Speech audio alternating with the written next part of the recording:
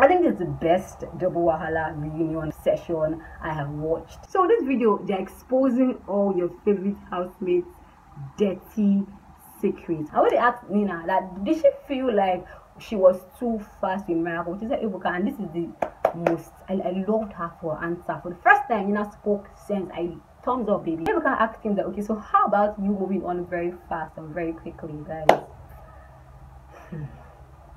I don't even know what to say to you. Like, the truth is that I can't say anything to you. If you don't like somebody, you don't like somebody.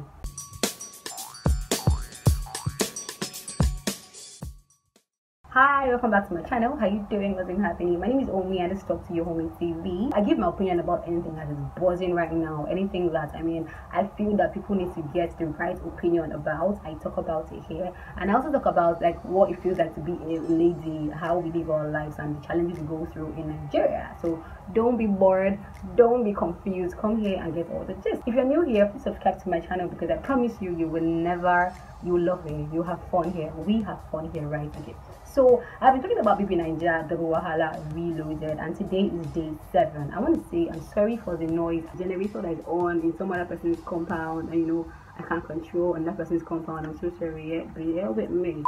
Usually I would say, oh, the main gist was there was no main gist. Every question was a gist. Now see, I want deep analytics, people that can think well, because I'm going to say some things that might shake people's table. I want the comment section to be a place where we can just air our own opinion. If you think I'm right, please comment, and I'm not for anybody. Now let's start gisting. The first person you talked to was Nina, and I want to just first of all clap for Nina. This was the smartest session I've ever heard Nina handle, and I'm very impressed. So they asked her, because you know that 2 days after they got into the house, Nina was already kissing Miracle, hugging Miracle. She was literally on brattle and pants, and Miracle was on book as they were hugging. So Ebuka was like, wait, chill, what happened?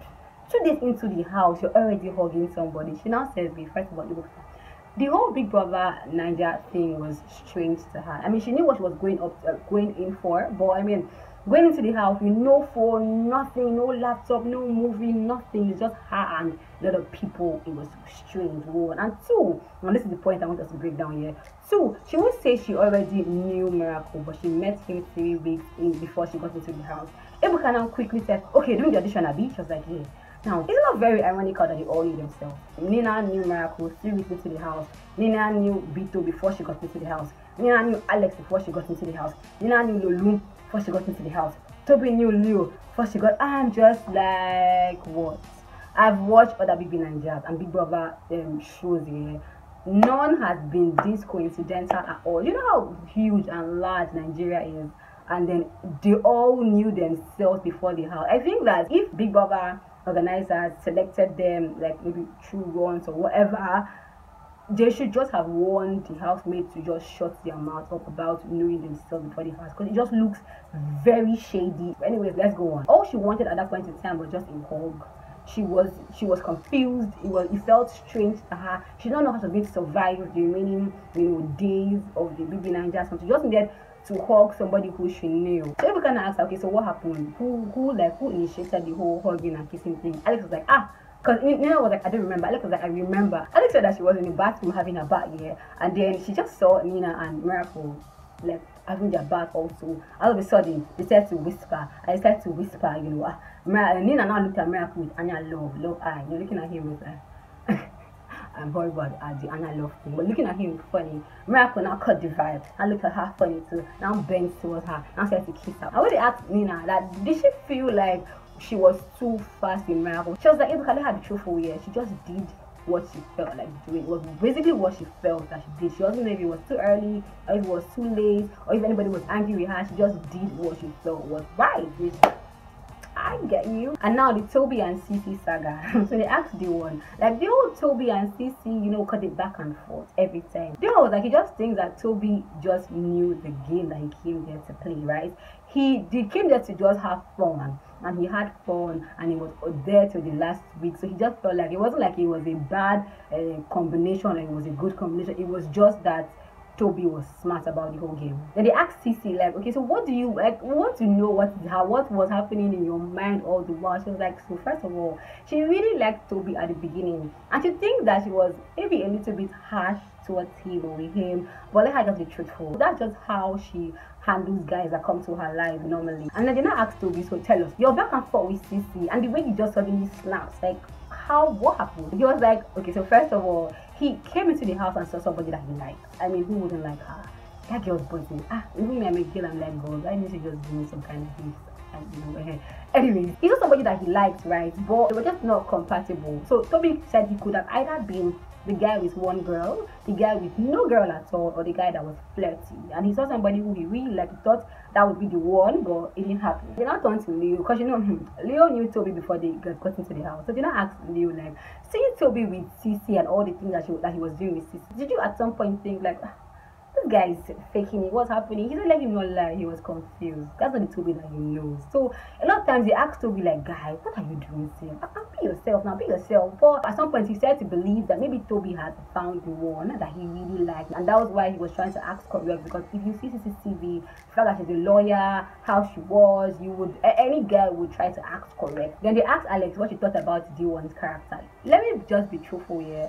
I think that I think I like J1 when he's not a comedian. Just watching him, not trying to sound witty, smart, funny, just watching him as an individual, he just looked like an interesting individual. Do you understand? I just feel like if he had just given us the not so witty or annoying kind of person, he would have maybe lasted longer in the house. She was like, J1 is a very funny person, but the issue is that his comedy is he does like intelligent comedy. So if you don't understand his jokes, you probably get angry.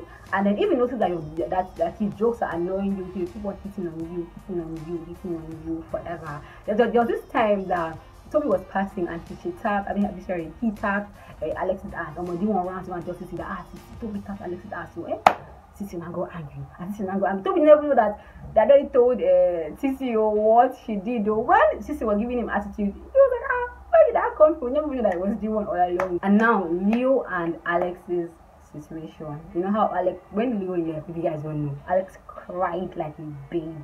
Now see, this particular segment here, I don't even like the way Leo handled it at all. I started to feel bad for Alex.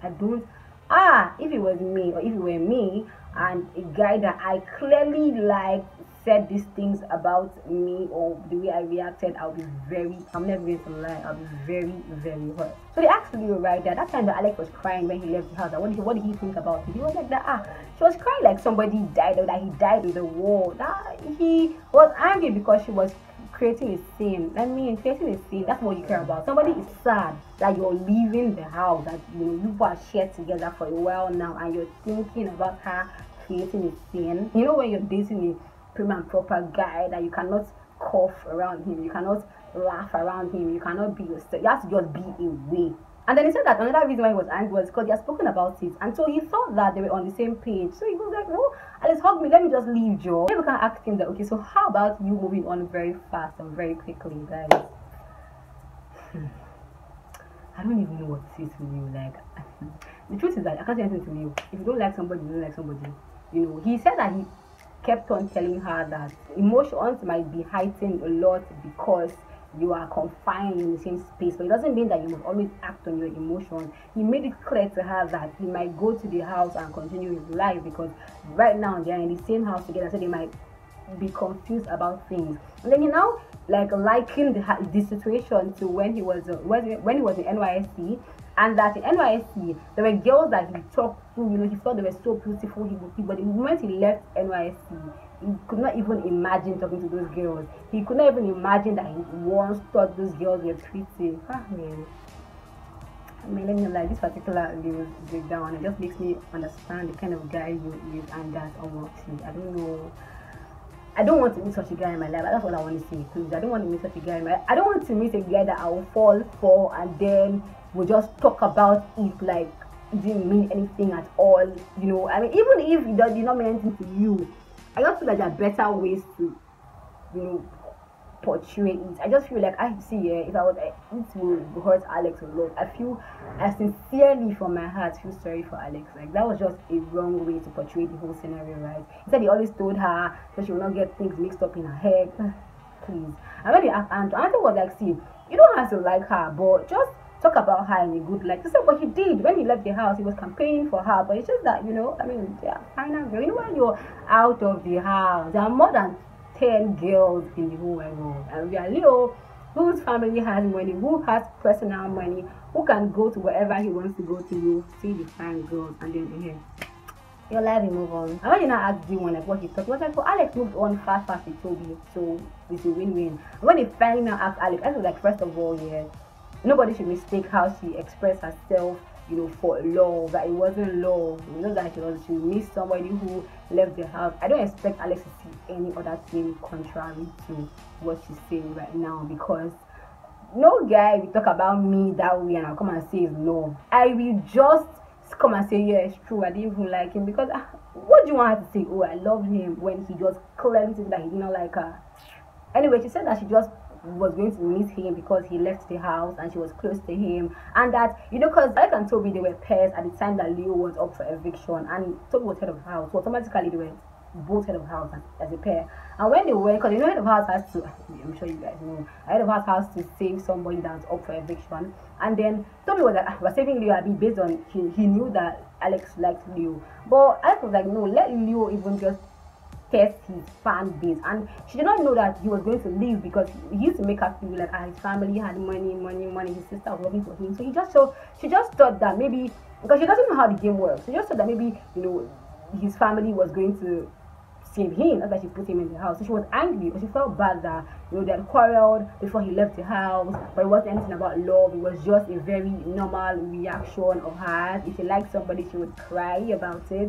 And that her moving on with Tobi, it wasn't like she moved on with Tobi. It was just that Tobi was the only person who she could confide in whilst Leo was still around. So when Leo left, the only person she felt confident around and with was Tobi. So that's why she moved on to it. So no, she didn't move on.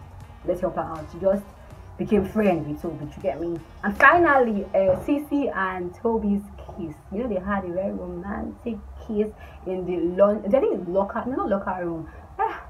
Oh my, storeroom, I remember now, in the storeroom, right? And so they asked Tobi what he felt about the kiss. He was like, let him be truthful. He did not expect the kiss at all. Like, he doesn't even think he was the one that initiated the kiss, but he followed through. And that when the kiss happened, he was already disconnected from Cee-C. He was already losing the whole thing. So he just felt like maybe she felt the kiss was, she felt he was already disconnected from her or with her, and so she gave him the kiss to just lure him closer to her, but he wasn't going to fall for that, because at that point in time he had already moved on. Then they asked Alex what she thought about it. She was like, let her not lie. After the whole kiss thing, she said to like what they had between each other, but she didn't know that they fought that much. If she knew they fought that much, she would have told Tobi instantly, Tobi, stop this thing you're doing, because Tobi said to go slim, Cee-C said to look disturbed. I just think that Alex really cared for Tobi and cared for Cee-C, but she cared for Tobi more. And then if it looked like Tobi was not, benefiting from something, that she just really, how you look out for a good friend of yours. I think that was what she did. Maybe she did it too far, but I just think that she just really cared for Tobi. And well, yeah. Then you now ask Cee-C, oh yeah, Matan, why did you finally give in? Because Tobi had asked her for kiss like so what happened? Why did she finally give it? She was like, first of all, it was Valentine's Day and they just got unpaired, so she became scared. So that they unpaired them and they paired like everybody to another person, right? She wasn't sure what to expect, so she didn't want to live in that whole facade, mirage, bubble, air, space situation. I'm giving you guys lies. Basically, she didn't want to live in that space of, or what if I had done it, what if what if they had stayed longer. If she just didn't want to just live in the whole what if space. So she wanted to just kiss him, get over and done with it, know what it feels like, have a taste of the cookie, and just move on. So she did not see it as anything in particular. And then she said that Tobi is saying he was disconnected, but he wasn't. Since you can never carry last. What? How? That's not Cee-C. You cannot make her feel like how. So like, she wasn't disconnected because that was the first of many that happened. So if it was really disconnected, a lot of the kisses that happened afterwards would not happen. So I beg you should stop. He wasn't disconnected. Like, I can just imagine if it was Cee-C that you talked about that way, you talked about Alex to Cee-C. I'm sure she would have given him like back to back, like, who are you? What was it there? And then they asked Tobi, was it a good kiss? He was like, he really can't remember. No, they asked Cee-C first if it was a good kiss. She was like, oh, Ibuka, it's been a long time. She doesn't remember if it was a good kiss or not. They not asked Tobi. Tobi was like, she doesn't remember if it was a good kiss, but based on just looking at how they kissed, because they really kissed, they're turning their head left and right, side and front, back and front, all the kisses. So he was like looking at it looked like a good kiss. It's a lie, it's a good kiss. I looked at her like, baby girl, I don't understand. He just said it was. She was like, you know, let her make a point, let her make a point. It was a good kiss because after the kiss, whenever they quarrel, people would say, hey, but I kissed you. So if it was not a good kiss, then why was he very affected, or why did he always point out the fact that he had kissed her already? I just think that Cee-C and Tobi are just, I think Cee-C is a cute girlfriend. Somebody who can manage her in all the essence of the word, manage, enjoy, control her energy. And I think that Tobi is a good guy, but someone else who can manage all his everything, excessive goodness and things. But that was all that happened in this session. What do you guys think about the Leo and Alex's thing? Go and talk in the comment section. What do you guys think about Cee-C finally agreeing that the kiss was good and finally stating that Tobi was not disconnected because they kissed a whole lot more? Tell me in the comment section, and you know, just let's have a conversation. And what do you think about, you know, the whole fact that I believe, well, it's not that I believe, but just looking at trends happening, gist that's happening, there's a lot of similarity between all of them. A lot of similarity. That's what I think. What do you guys think? Tell me in the comment section. And that is all your girl has to tell you about. Subscribe to my channel and give this video a thumbs up because I love you and you love me. You know, right? Thank you for watching. Bye bye.